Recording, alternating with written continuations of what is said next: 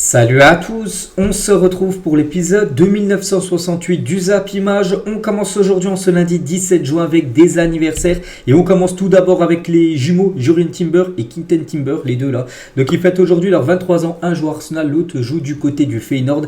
Il y a aussi le néerlandais Noah Lang, il fête aujourd'hui ses 25 ans, le joueur du PSV. On peut voir également le nouveau joueur de Crystal Palace, il a été transféré il y a 3 jours du Betis à Crystal Palace en première ligue, c'est Chadi Riyad, le défenseur marocain. Pour lui aujourd'hui c'est 21 ans. Ou un autre défenseur, le défenseur du Barça, Clément Lenglet, fête aujourd'hui ses 29 ans. On continue, on va parler comme on le fait tous les lundis, avec les résultats du week-end. Et ce week-end, il y a pas mal de choses à dire, surtout sur l'Euro. On commence tout d'abord avec le dernier match qui s'est joué hier soir entre la Serbie et l'Angleterre. Et ça s'est fini avec une victoire des Anglais 1-0. Jude Bellingham, l'unique buteur du match. Un beau but de Bellingham, un but de la tête. Donc voilà, déjà l'Angleterre s'est imposée, c'est bien ça le plus important. Mais dans l'ensemble du match, j'ai regardé le match. Bon, ça n'a pas été non plus un très grand Angleterre hier, hein. Ils sortent bien avec cette victoire, mais j'ai l'impression que après ils ont marqué le but, après j'ai l'impression qu'on les a plus trop vus dans le secteur offensif. Bon bref, voilà, quand même victoire pour eux, c'est bien ça le plus important. Donc les statistiques de la partie, donc 53% de possession de balle, pour vous dire que le match, ça n'a pas été le match de l'année, seulement 7 tirs pour l'Angleterre, 4 tirs pour la Serbie, donc côté anglais 7 tirs, 3 tirs cadrés, 1 but, ils ont été efficaces. Donc voilà, c'était surtout un match, j'ai l'impression plutôt fermé, ce Serbie-Angleterre, mais bon comme j'ai dit, ça fait les affaires des Anglais vu qu'il y a une victoire. Et d'une courte tête, parce que c'est ce joueur, bien sûr, c'est Jude Bellingham qui a marqué l'unique but du match de la tête. Et Bellingham, et c'est officiel, est élu meilleur joueur de cette rencontre. Et cette saison, souvent, il a remporté le prix du meilleur joueur du match. Bon là, pour l'Euro, c'est sa première fois, vu que c'est le premier match de l'Euro. Mais avec le Real Madrid, souvent, il a remporté, bien sûr, un prix MVP. Félicitations à Jude Bellingham. Donc, homme du match, un plus jeune buteur vainqueur de l'histoire de l'Euro. 92 ballons touchés, c'est le record du match hier. 9 duels gagnés, c'est le record du match d'hier. Un but, 96% de passes réussies lors du match hier et 3 récupérations de balles. Voilà. Tout ça font qu'en gros, il a reçu ce prix du meilleur joueur du match. On peut dire que c'est mérité, surtout qu'il a marqué l'unique but de la rencontre. Donc un sublime but quand même de la tête où c'est Bukayo Saka qui centre et Bellingham va la chercher. Il domine pas du tout faute, il domine totalement le défenseur, je ne sais plus c'est qui, le défenseur serbe. Il y va avec la puissance, bien sûr, Jude Bellingham. Il marque ce très beau but de la tête. Il nous a fait bien sûr sa célébration. La célébration de Jude Bellingham. Il est aussi célébré avec Trent Alexander-Arnold qui a commencé au poste de milieu de terrain. On l'avait dit il y a quelques jours qu'il a certainement joué au milieu de terrain, pas défenseur droit, ça a été le cas hier. Dans la compo de départ, les deux ont fait aussi cette célébration après le but de Jude Bellingham. Et Jude Bellingham sur son compte Twitter, un bon démarrage voilà, par rapport à cette première victoire en un match du côté de cet Euro pour l'Angleterre. Et on peut voir à la fin du match, Jude Bellingham a échangé son maillot avec l'attaquant de la Juventus Turin, Vlahovic, échange de maillot entre ces deux très bons joueurs. On va parler aussi de Bukayo Saka, donc le passeur D sur le but de Jude Bellingham, donc avec l'Angleterre. Donc c'est 24 fois titulaire pour 27 buts et passes D. Donc voilà, encore bien sûr quelqu'un très important, un joueur qui a été décisif hier. Et sa copine était là, donc Tolami Benson, est dans les tribunes du stade qui accueille Serbie-Angleterre, et habillé d'une veste qui porte le premier numéro de Bukayo Saka Arsenal à l'époque. Donc là par exemple en Angleterre il y a le numéro 7, mais Arsenal avait le numéro 87 quand il avait commencé professionnel. Pour ça qu'elle avait cette veste là 87, sa copine qui était présente hier. On va parler d'Harry Kane, donc lui on l'a pas du tout vu. Harry Kane, c'est vrai que c'est un match fantomatique. Harry Kane a touché que 2 ballons en première mi-temps. Bon, je sais pas s'il en a touché un peu plus en deuxième, j'en sais rien, mais 2 ballons seulement lors des 45 premières minutes du match. Un match fantomatique, mais bon, voilà, tant mieux pour lui parce que quand même son équipe s'est imposée, c'est bien ça le plus important. Et du côté de la Serbie, donc Serbie aurait pu pourquoi pas accrocher un match nul, ça n'aurait pas été non plus un scandale. Et Dusan Tadic, furieux d'être rentré à la 61e minute de jeu contre l'Angleterre. Donc il a dit, Tadic, je suis le meilleur joueur de cette équipe. J'ai parlé avec le coach. J'aurais dû jouer les 90 minutes et commencer titulaire et jouer tout le match entier. Ça aurait été différent si j'avais été sur le terrain dès le départ. Mais bon, voilà ce qu'il a répondu à la fin du match parce qu'il était dégoûté d'être sur le banc, d'être rentré à l'heure de jeu, d'avoir joué que 30 minutes. Bon, je ne sais pas si ça aurait changé quelque chose, j'en sais rien. Je sais juste que c'est un très bon joueur, bien sûr, Tadic. Mais voilà, quand même la grosse tête, on peut dire. Pour Dusan Tadic. Et concernant cette rencontre qui était classée 5 sur 5 par rapport à l'échelle du risque, voilà, avec les hooligans, tout ça. Donc oui, il y a eu des affrontements, même des très gros affrontements entre supporters anglais et serbes ont eu lieu avant le match. J'ai vu pas mal de vidéos où voilà, ils s'affrontaient, ils sont battus. Donc bon, J'ai pas vu de blessés, enfin peut-être il y a eu des blessés, mais voilà, hein, il y a eu quand même pas mal d'échauffourées, on peut dire, en dehors du stade. On continue tiens, dans la même poule que l'Angleterre et la Serbie. Il y avait la Slovénie contre le Danemark, c'était également hier, et ça s'est fini un partout. Donc Christian Eriksen, buteur à la 17e minute de jeu, avant que Jonza, buteur côté slovène. Donc du coup, partage des points lors de cette rencontre. C'est peut-être la première surprise, on peut dire, de l'Euro, parce que normalement le Danemark là, était quand même favorite pour remporter cette rencontre, puis ils sont fait accrocher. Les Danois, donc le Danemark, plus de tirs cadrés, plus de possession, mais c'est bien le partage des points entre ces deux équipes. Et le meilleur joueur du match, c'est lui, c'est officiel, c'est Christian Eriksen qui est élu homme du match, et ça fait plaisir, surtout quand on sait lors du dernier Euro ce qu'il avait subi. Il avait eu un malaise, on se souvient. On avait eu très peur pour lui, il s'en était sorti et 3 ans après il rejoue un match de l'Euro et il marque parce que oui, il a marqué et il remporte aussi ce prix du meilleur joueur de la rencontre. On est très content et c'est vrai qu'il a marqué hier, ça faisait exactement 1100 jours. Pas de plus, 1100 jours pile poil les gars, après son malaise cardiaque à l'Euro lors d'un match entre le Danemark, je me souviens plus c'était qui en face, mais voilà, ça fait plaisir bien évidemment pour Christian Eriksen, donc voilà, félicitations à lui. Et avec son but, Eriksen devient le buteur le plus vieux de l'histoire du Danemark à l'Euro à 32 ans. Un record pour lui qui pourra mettre bien sûr du côté de la sélection danoise. Et c'est vrai que le Danemark, ils ont eu quand même des grosses occasions et surtout en face les gars, il y a un gardien que tout le monde connaît, un gardien tellement sous-coté, c'est Jan Oblak, le gardien slovène de l'équipe de l'Atlético Madrid, qui a fait d'énormes arrêts, surtout sur cet arrêt-là. Vous regardez, il pensait marquer le joueur du Danemark, mais non les gars, Jan Oblak a fait un magnifique arrêt, donc il a permis à son équipe, on peut dire, de prendre un point.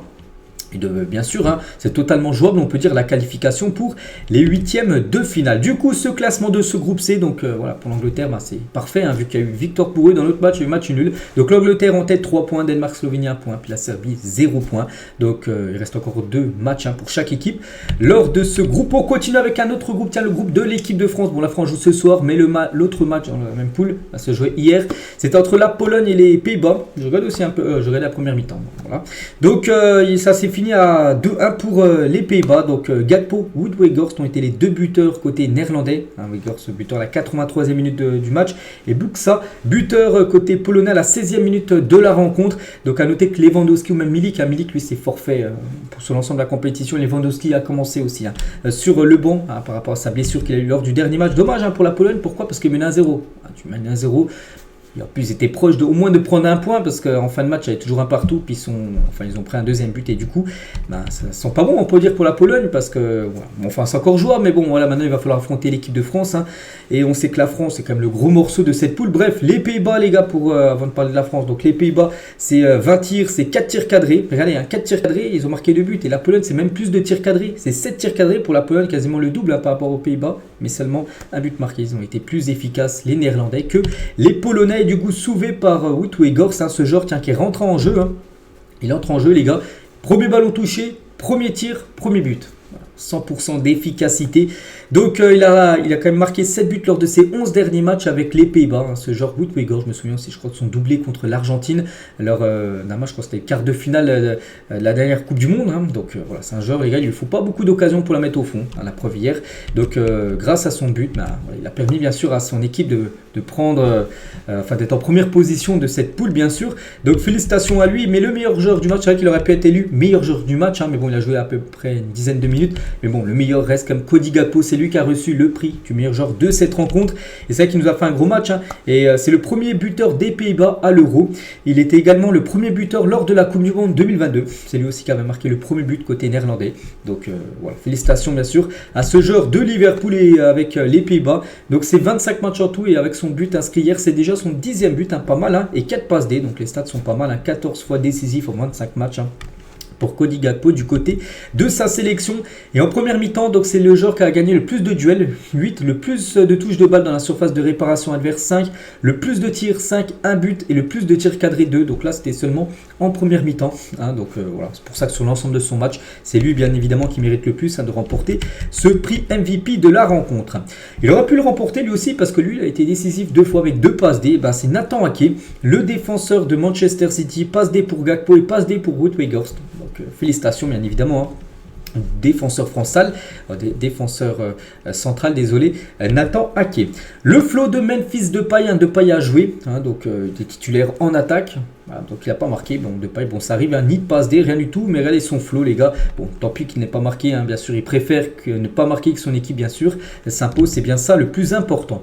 Ronald Koeman se régale, donc il a été pris en flag, hein, en train de chercher dans son nez les gars, on se souvient à Joachim Löw à l'époque, hein, lui il avait mis sa main dans son pantalon, il avait senti la main, donc maintenant aussi des photos, on verra avec Koeman les gars, il pensait qu'il n'était pas filmé, mais il est tout le temps filmé tout simplement. Et Koeman tient en conférence de presse à la fin du match, hein, oui je pense que l'équipe de France est un peu plus favorite que les autres parce que prochain adversaire bien sûr pour les Pays-Bas, c'est l'équipe de France, hein, c'est vendredi, hein, le France-Pays-Bas, vendredi soir qui sera bien sûr peut-être décisif, on verra, enfin tout dépend aussi du résultat ce soir, hein, que l'équipe de France doit assurer, enfin on l'espère.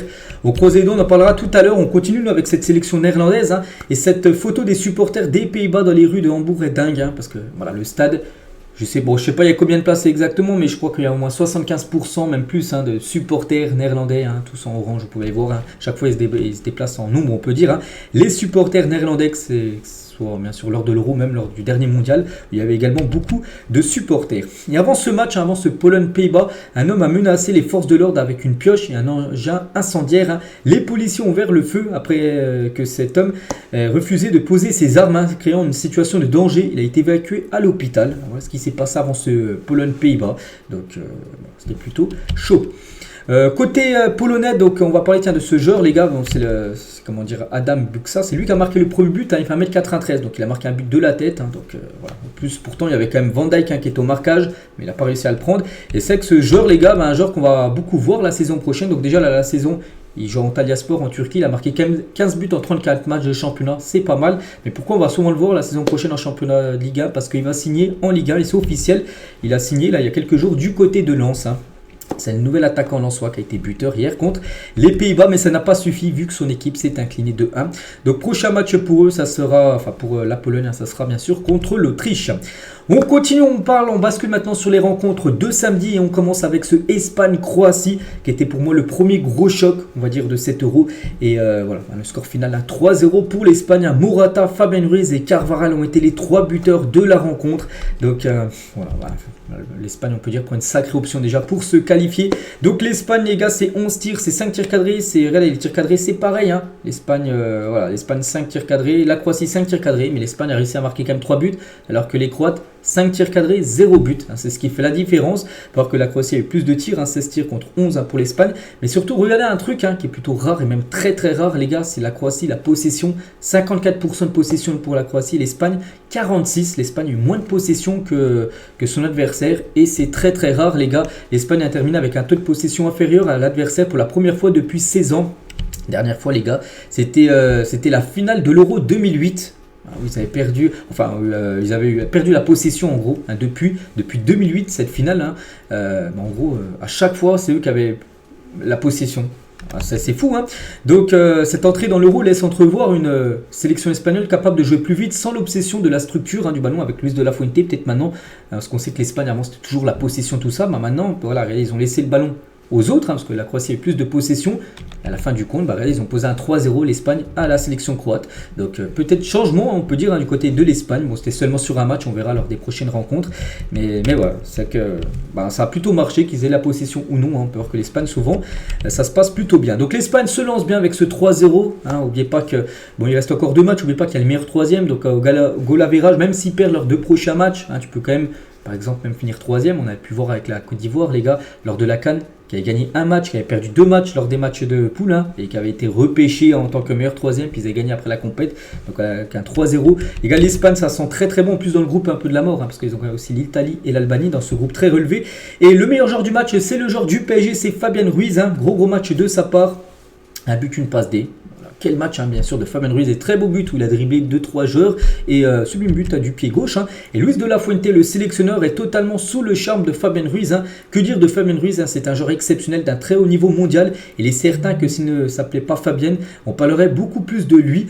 Ceux d'entre nous qui vivent avec lui, hein, et qui le voient travailler avec une telle mentalité, une telle simplicité, mais aussi avec un tel potentiel footballistique, savent qu'il est et la valeur qu'il a, hein. Fabian n'est peut-être pas la représentation de tous ces joueurs qui travaillent dans l'ombre, l'ombre et qui devrait bénéficier de cette reconnaissance médiatique. C'est vrai que du côté, voilà, c'est pas le genre qu'on parle le plus du côté de l'Espagne. On parle beaucoup de Lamine Yamal, voilà, d'autres joueurs, de Pedri, de Rodri, mais c'est vrai que lui, il fait son taf du côté de l'Espagne. Bon, c'est vrai que du côté du PSG, je le trouve plutôt limité, mais là, c'est vrai qu'avec le match qu'il a fait quand même un très gros match contre la sélection croate. Donc félicitations à lui. Et Fabien Ruiz, tiens, sur Lamine Yamal, lui aussi qui a fait un gros match. C'est incroyable ce qu'il arrive à faire. On est très content de l'avoir avec nous. Il a dit ça après le match parce que Lamine Yamal, bien sûr, a joué. Et déjà, c'est un record. À 16 ans et 338 jours. Tiens, non, à peu près quelques jours, il va fêter ses 17 ans, Lamine Yamal.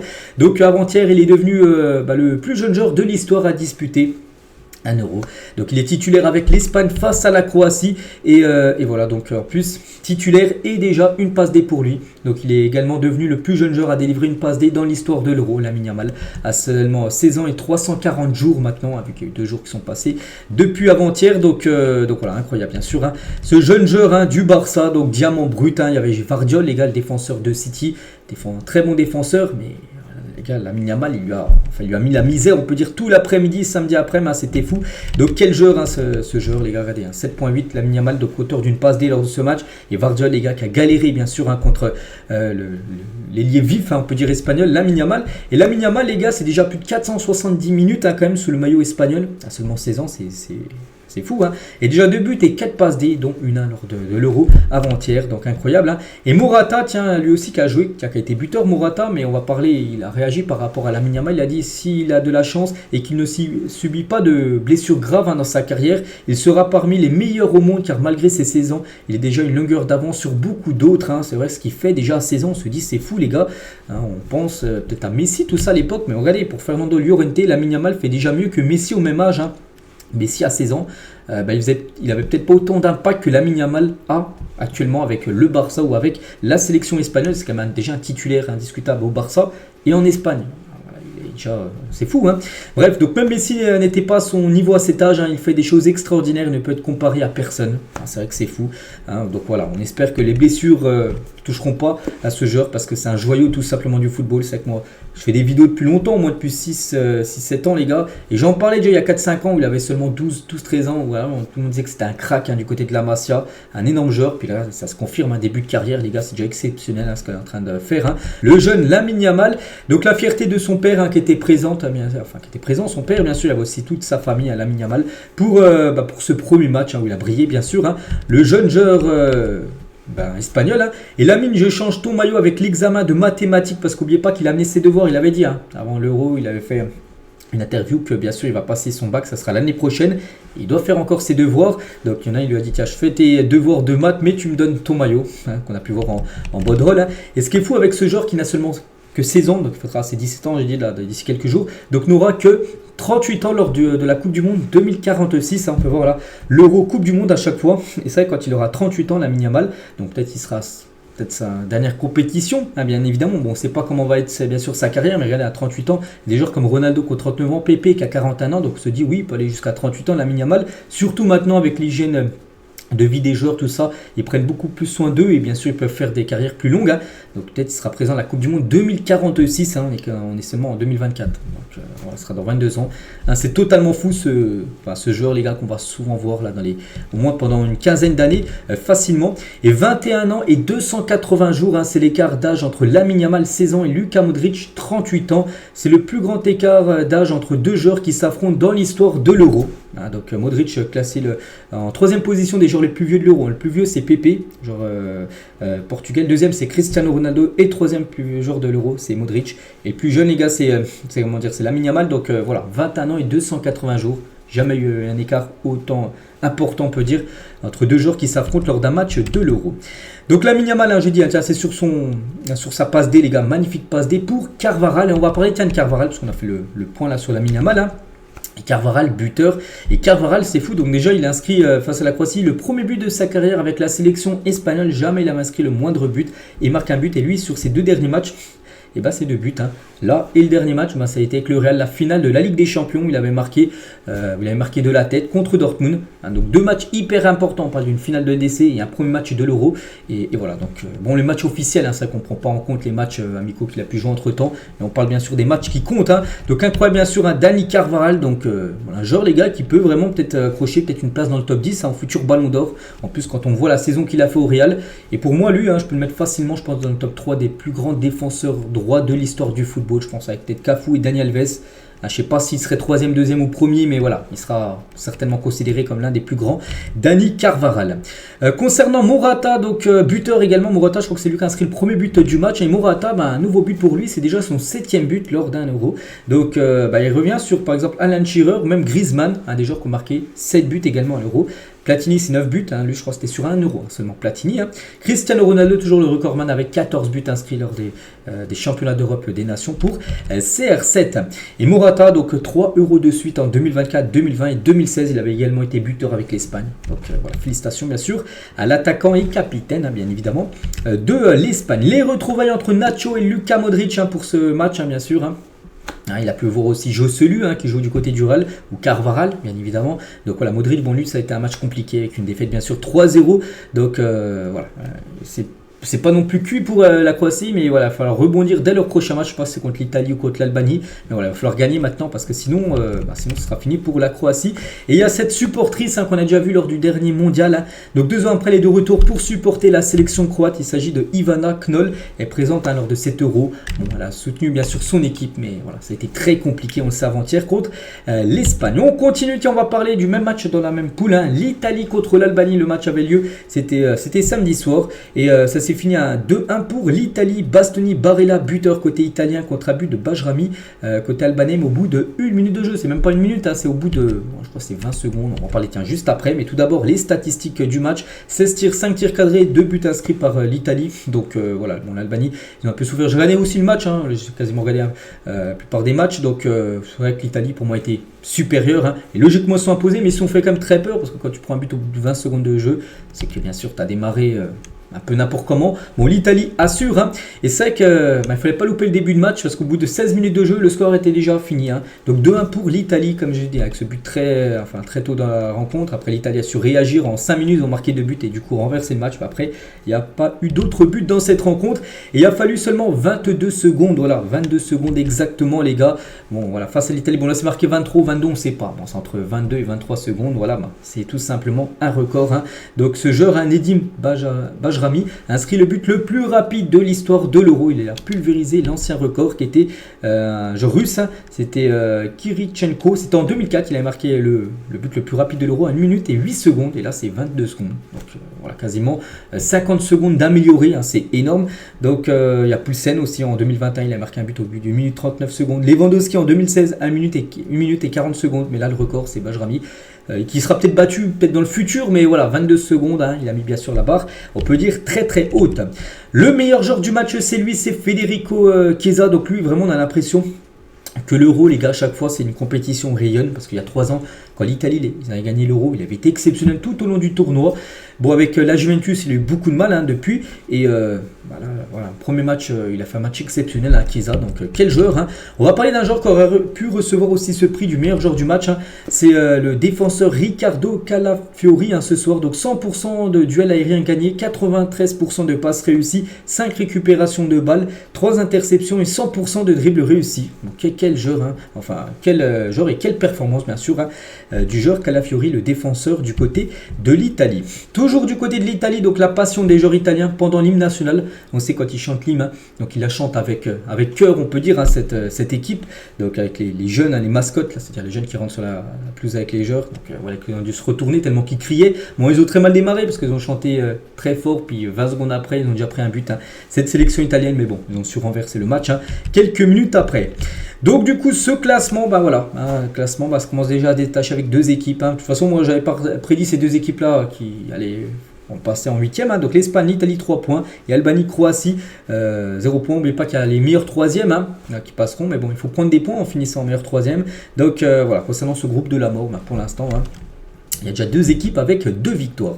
Et on finit avec le dernier match à parler. Donc c'était entre la Hongrie et la Suisse. C'était samedi à 15h ce match. Et les Suisses ont fait une très belle opération, même en s'imposant 3-1 contre les Hongrois. Donc Doua, Abitcher et Ombolo, les 3 buteurs côté suisse, contre un but de Varga côté hongrois. Donc félicitations à la Suisse. Je n'ai pas regardé ce match. Il y en a que j'ai regardé, il y en a que j'ai pas regardé. Je ne vous cache pas, j'ai pas pu voir la rencontre parce que c'était samedi en plein après-midi. Bref, donc globalement, la Suisse a plutôt dominé cette équipe de la Hongrie et à la bonne heure. Voilà, donc félicitations à eux. Donc le meilleur joueur du match, c'est lui. Déjà, il fait une saison exceptionnelle du côté de Leverkusen. C'est Granit Xhaka, a été élu homme du match de cette rencontre. Félicitations au milieu et capitaine de l'équipe suisse. On va parler de Embolo, l'attaquant de l'AS Monaco, avec seulement 5 matchs cette saison en Ligue 1 suite à une blessure au ligament croisé. Il a loupé quasiment toute la saison. Ligament croisé en début de saison. Donc voilà, en gros, pire blessure on peut dire. Donc on pensait qu'il allait être forfait pour l'Euro. Il a quand même réussi à être là. Il était très incertain, il a pu jouer et il a marqué un but. Donc voilà, félicitations bien sûr à Embolo, ça va lui faire du bien. Ce but inscrit avec sa sélection avant-hier. On va parler aussi du premier buteur du match, c'est Joao, donc le joueur là, suisse. Donc il a fait la célébration à la Jude Bellingham.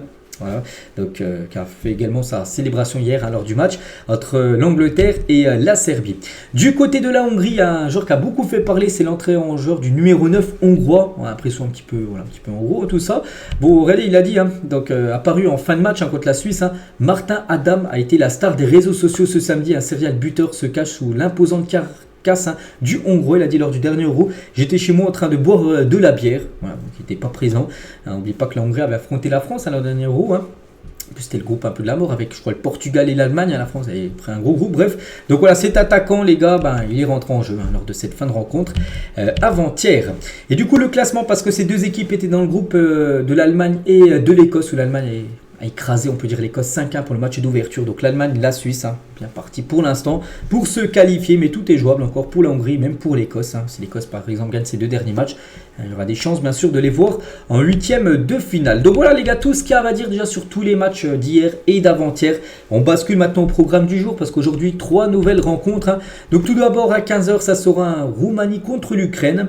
À 18h, un Belgique-Slovaquie. Et à 21h ce soir, l'entrée en liste de bien sûr l'équipe de France. Autriche-France, c'est sur beIN Sport. De toute façon, beIN Sport diffuse tous les matchs et aussi sur TF1. Voilà, donc on va parler bien évidemment surtout de l'équipe de France.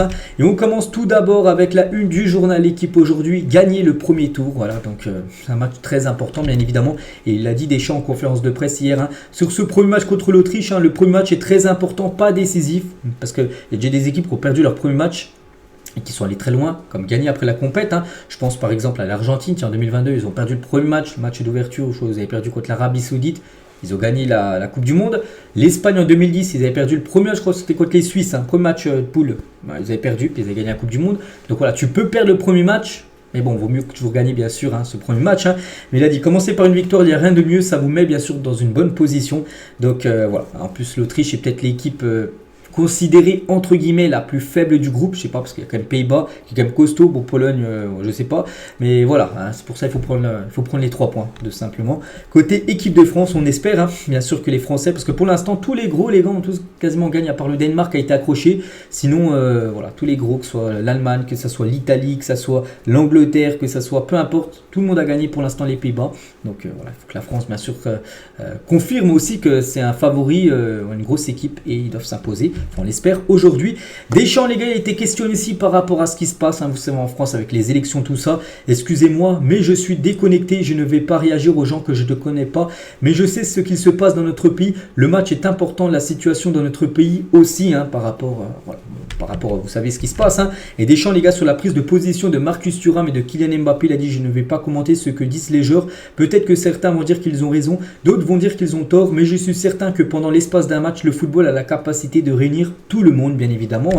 Et voilà, quand il dit, qu'est-ce qu'a dit, sur la prise de position de Thuram et de Kylian Mbappé, on va revenir sur ce qu'a pu dire ces 2 joueurs de l'équipe de France. Donc Thuram appelle à faire barrage contre le RN. Donc la situation est très grave, j'ai appris ça, donc le résultat des Européennes après le match contre le Canada, c'était dimanche dernier, pas hier, le dimanche d'avant. On était un peu tous choqués dans le vestiaire. Il faut dire à tout le monde d'aller voter, se battre au quotidien pour que le RN ne passe pas. Et Mbappé aussi partage le même avis politique que Marcus Thuram. Il a dit: on partage les mêmes valeurs. Il a donné son avis et je me range de son côté. J'ai envie de m'adresser au peuple peuple français. Les extrêmes sont aux portes du pouvoir. On a l'opportunité de choisir le futur de notre pays. J'appelle tous les jeunes à aller voter, de prendre conscience de l'importance de la situation. J'espère que ma voix va porter au maximum.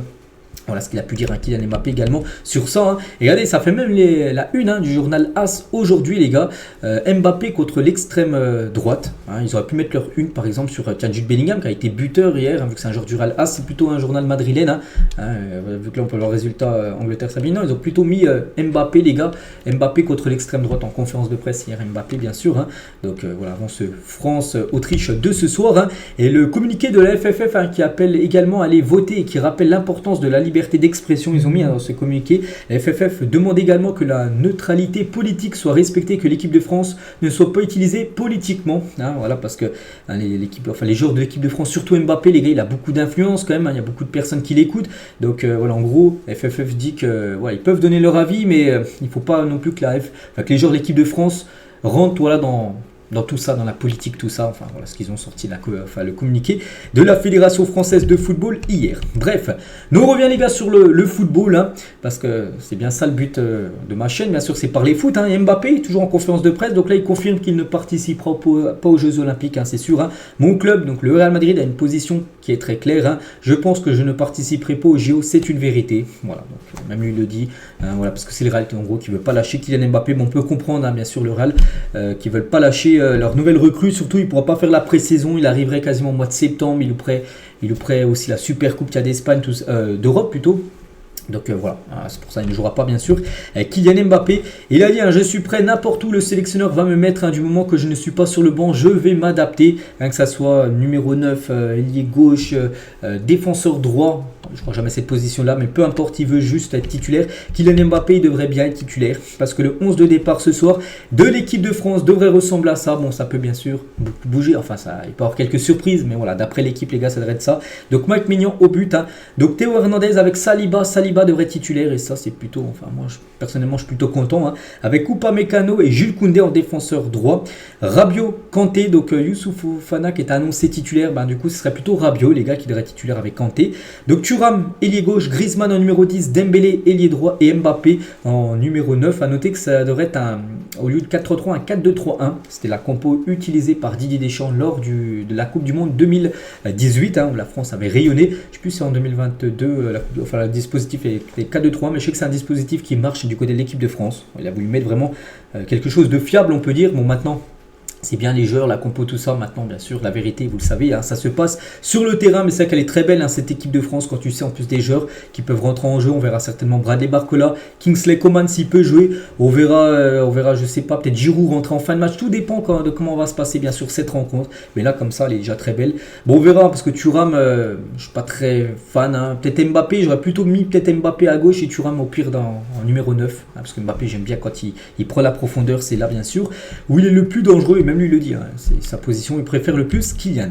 Et concernant ce match, les gars, l'arbitre du match, quelqu'un de très important, malgré qu'il y a la VAR, tout ça, quelqu'un que souvent on entend parler, c'est Gil Manzano, un arbitre espagnol, voilà, qui sera le référé, l'arbitre de ce France-Autriche, prévu ce soir. Et il y aura pas mal de supporters du côté du Düsseldorf où va se dérouler cette rencontre ce soir. On a annonce plus de 11 460 supporters seront présents. Donc au moins, donc c'est-à-dire ça peut être beaucoup plus, ça peut être 12, 13, 14, 15 000. Donc voilà, on espère qu'on entendra beaucoup les supporters français lors de cette rencontre. On va parler de la sélection portugaise. Donc le Portugal commence demain. Demain c'est les derniers matchs déjà de la première journée. Le Portugal joue contre la République tchèque. C'est demain soir à 21h. Et après on basculera déjà avec la deuxième journée. Et Ronaldo et ses coéquipiers préparent tranquillement l'entrée en liste du Portugal dans l'Euro. Et il y a un joueur, il s'appelle Chichi. Je connais pas le joueur. Donc c'est un joueur de la République tchèque, adversaire du Portugal demain. Donc là c'est un message à CR7. J'ai toujours fait partie de ceux qui sont pro Messi. Donc ils préfèrent Messi à Ronaldo. Il a dit Ronaldo a une carrière exceptionnelle, c'est l'un des meilleurs de tous les temps. J'attends le match avec impatience et j'espère que nous pourrons leur donner un goût amer. Voilà ce qu'il a pu dire ce joueur de la République tchèque. Donc donner un goût amer au Portugal, ce serait de les battre en gros. Donc voilà ce qu'il a pu dire en conférence de presse. Ce joueur avant d'affronter la Seleção portugaise demain. On continue, donc on clôture la page Euro. On a beaucoup parlé, quasiment 30 minutes de l'Euro. Après on en parle beaucoup les gars. Voilà, il n'y a que ça comme match actuellement, hein, bien sûr. Il y a aussi des matchs du côté de l'Amérique, mais voilà, c'est pour l'instant des matchs encore amicaux. N'oubliez pas que la première journée, ça sera de la vendredi à samedi, première journée de la Copa América. Et la Colombie, lors de leur dernier match de préparation, ils ont posé un 3-0 à la Bolivie. On peut voir par exemple que Luis Diaz, le joueur de Liverpool, Cordoba ou même Arias ont été les 3 buteurs côté colombien. Donc un match quand même amical, mais un match quand même où il y a eu 2 rouges. Menacho et Munoz, les gars ont pris rouge dans chaque équipe. Je sais pas ce qui s'est passé. La même minute, bon, je pense qu'ils ont, je sais pas, ils ont dit disjoncter les deux. Bref, voilà, donc 3-0 pour la Colombie. On peut voir les statistiques où ils ont totalement dominé le match. Bien sûr, la Colombie contre la Bolivie. Et notez dans ce match, les gars, que Luis Diaz, enfin un enfant couru sur le terrain et s'est mis à pleurer en rencontrant Luis Diaz, un but lors de la rencontre, donc le joueur de Liverpool. On continue, toujours du côté de la Copa América, tout ça, on va parler aussi du Brésil et Ronaldinho, légende, et il a envoyé un gros message sur Instagram, c'est lui qui a publié ça, donc annonce publiquement qu'il ne regardera aucun match du Brésil en Copa América. Voilà, c'est fini les amis, j'en ai assez, c'est un moment triste pour ceux qui aiment le football brésilien, il devient difficile de trouver la motivation pour regarder les matchs, c'est peut-être l'une des pires équipes de ces dernières années en parlant de la Seleção, l'équipe brésilienne, son leader respectable, seulement des joueurs moyens pour la majorité. Je suis le football depuis que je suis enfant, bien avant de penser à devenir joueur, et je n'avais jamais vu une situation aussi mauvaise que celle-ci.